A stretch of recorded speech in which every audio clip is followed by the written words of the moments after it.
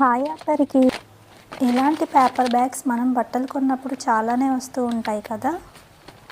వాటన్నిటిని వేస్ట్ చేయకుండా దీన్ని డిఐవై చేసి ఎలా యూస్ చేసుకోవాలో అప్పుడైతే చూసేయండి. ఈ పేపర్ బ్యాగ్ని వీడియో చూపిస్తున్నట్టుగా కట్ చేసుకోండి. కింద ఉన్న బేస్ కట్ అవ్వకుండా మార్కింగ్ అయితే పెట్టుకొని ఫోల్డ్ చేసుకొని కట్ చేసుకోండి.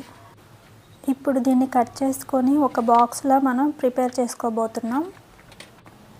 ఈ డిఐవై కనుక మీకు నచ్చినట్లయితే లైక్ చేసి సబ్స్క్రైబ్ చేసి కామెంట్ చేయండి. ఇంకా ఎలాంటి వీడియోస్ మీకు కావాలో నాకు కామెంట్ సెక్షన్లో కామెంట్ చేసి చెప్పండి.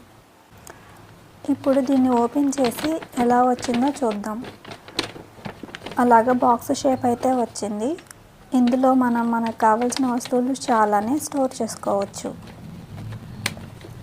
మీకు కనుక అది హార్డ్గా లేదు అనిపిస్తే నేను చూపిస్తున్నట్టుగా ఫోల్డింగ్స్ చేసుకోండి. పైన దాన్ని గమ్తో కూడా మీరు సెక్యూర్ చేసుకోవచ్చు, లేకపోతే అలా అయినా పెట్టేసుకోవచ్చు. ఇక్కడ మనం కర్చీఫ్స్, సాక్స్లు, ఇన్నర్ వేర్ ఇలా చాలానే పెట్టుకోవచ్చు.